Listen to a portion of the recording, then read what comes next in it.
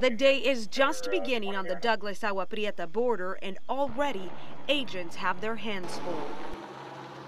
We do roughly half of the marijuana seizures and half of the apprehensions that occur nationwide. Border Patrol agent Colleen Agel and her colleagues are on hot pursuit of a group of suspected illegal immigrants who have just jumped the border fence. Douglas area is definitely very busy right now, but so is the entire Tucson sector. We apprehend rapists, we apprehend murderers, and a number of other different offenders. And those are the people that we especially want to target. We want to keep those people out of the United States. Fortunately, this time, this group claims they're just looking for work. Of course, agents say it could be a cover-up. Only a fingerprint check back at headquarters will reveal the truth.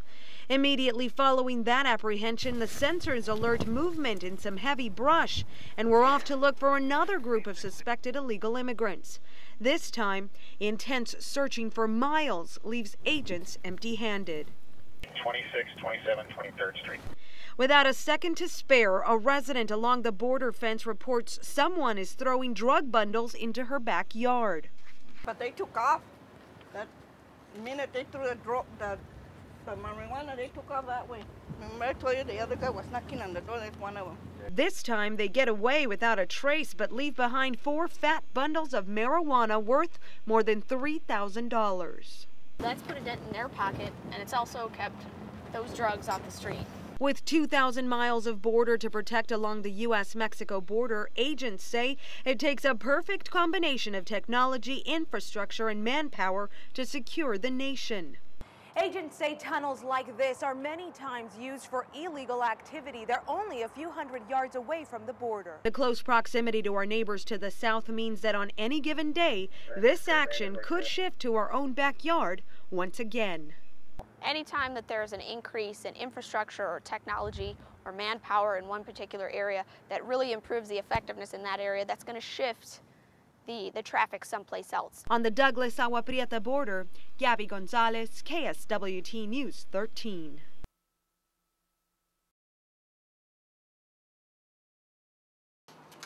At first glance, Max Martinez looks like any other high school soccer player, but looks can be deceiving. He looks like your average freshman at Kofa High School. He fits in, but Max faces a challenge that no student should face. It's an eye disease that causes your eyes to go blind. You usually start from your peripheral vision. You lose your peripheral vision, and then it closes in like a tunnel vision. Retinitis pigmentosa, or RP. It's a genetic eye condition that causes patients to experience progressive vision loss. A huge obstacle for anyone, but it doesn't dim Max's optimistic attitude. I'm just doing my best. I'm not going to put myself down, just because if you put yourself down, it can ruin a lot. RP affects only 1 in 4,000 people across the United States. But for those close to him, Max's positive outlook on life makes him 1 in a million. Great kid. Great attitude on life. It's rare you come across a kid that's so positive when there's such a situation such as his. His passion is soccer, and he would have been out there playing this past season, but Max wasn't cleared by eye doctors to play. RP has robbed him of his peripheral vision, and he has trouble seeing at night. But not even that could keep him off the field. He did anything he could this past season to be part of the Kofa soccer team, from shagging balls during games to filling up water bottles at halftime. You name it, and Max would do it. For his teammates, for his best friends. Watching him play is really exciting. I would love to be out here playing, but helping him to succeed is one of my big goals, since I can't be out there to play. You know, he's happy to be here. He chose to spend the last couple months of his life with his vision, with us. Max is a priority. You know, the relationships you have with each other is a priority, and I think that's a great lesson in life. It doesn't matter what game you're playing. You've got to look at the big picture. The next stop in Max's big picture will take him to Tucson next month, where he will enroll in the Arizona School for the Deaf and Blind. I feel kind of sad that I'm leaving, because I'm leaving friends such as my soccer team who really helped me a lot, my family who's also supported me. But I really made this decision so I can be ready and I don't have to pressure myself too much when I'm older. Oh, he'll be ready, and he'll be carrying with him the best thoughts and wishes from the many people whose lives he has touched and changed for the better.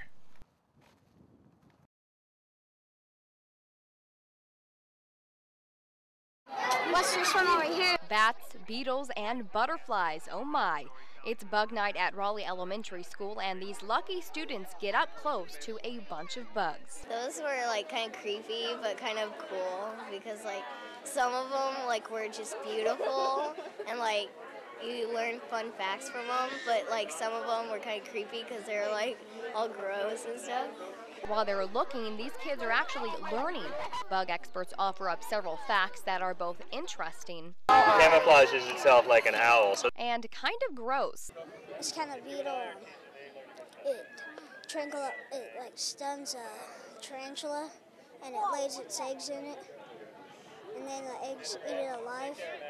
Bug Night is a collaboration between Yuma School District 1 Safe Schools Healthy Students Program and Arizona Western College. Safe Schools designed this event to give kids hands-on science experience and let families spend time together. Oh, it's great. Kids need to have something to do, and they're always interested in it, and it's wonderful for them.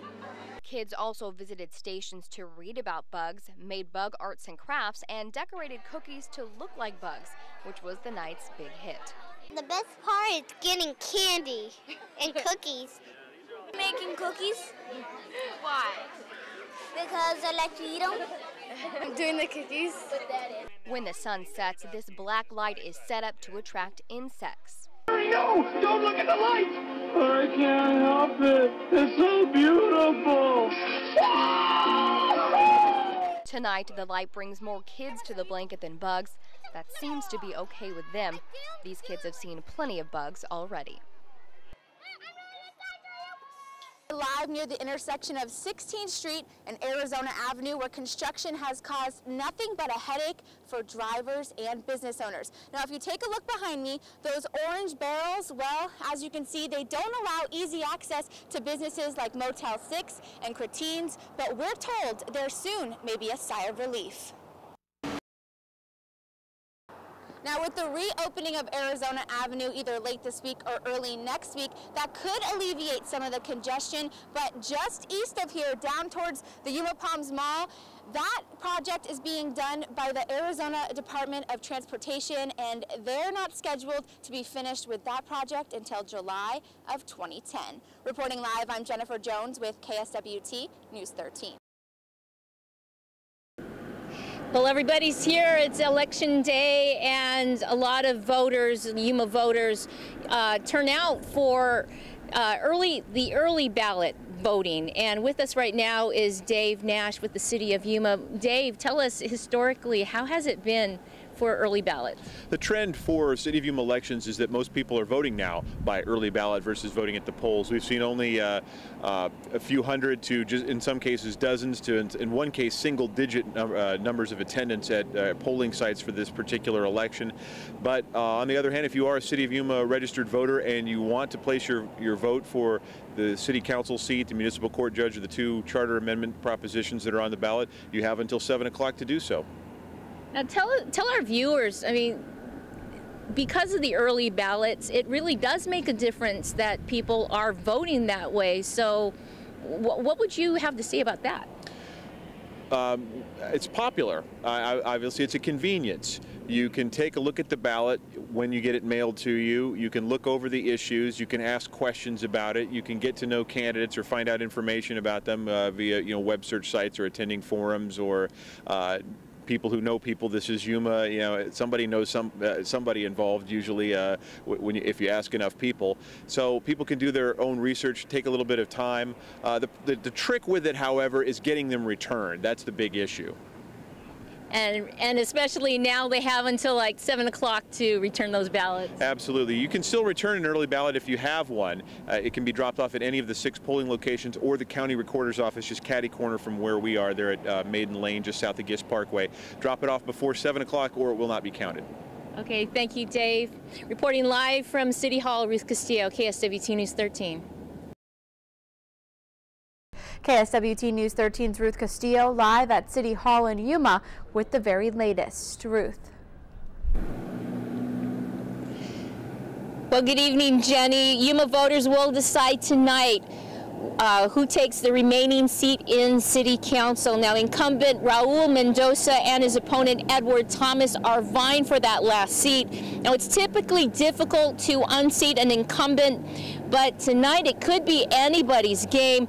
Now, last month in candidate debates with Councilman Mendoza, Thomas had criticized what he called the council's lack of transparency involving the eviction of the quilting bee, as well as its discontinuance of the Humane Society of Yuma's animal control services. Now, Mendoza has countered back, saying that the council does make notices and documents open to the public and notices for public meetings. Also, another interesting race is the race for municipal court judge. Voters will have a decision to make between Gerald Warner and Jeanette Umphris. Those elected for the race for city council or the municipal court judge will be serving a 4-year term, January 1st in 2012. Now, remember that the polls close at 7 o'clock tonight. That's less than an hour away. So make sure, even if you have that early ballot that you may have forgotten to drop off, to drop it off.